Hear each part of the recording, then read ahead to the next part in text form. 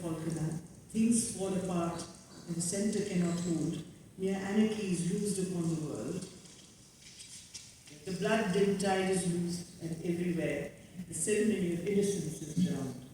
The best lack all conviction, while the worst are full of passionate intensity.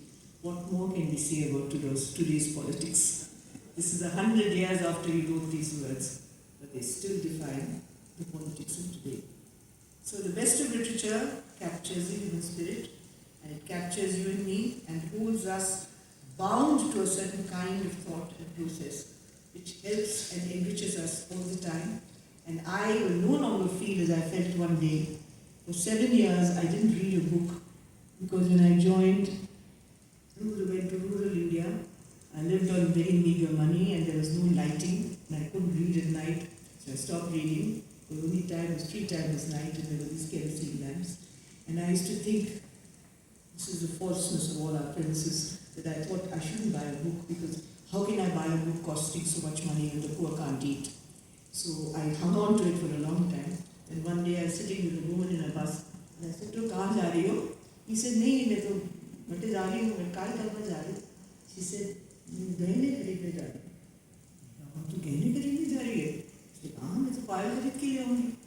मैंने कहा, "तू पायल खरीद सकती है तो मैं एक किताब खरीद सकती हूँ."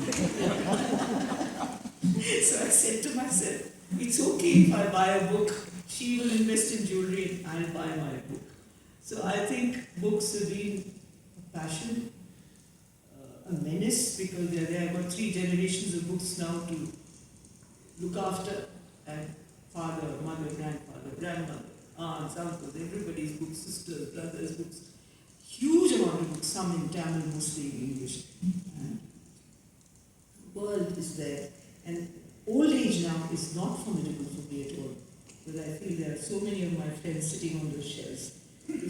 For every fancy and every mood, for every thought and every desire, for every kind of flavor, only worry is I should keep my eyes. I shouldn't lose my eyesight.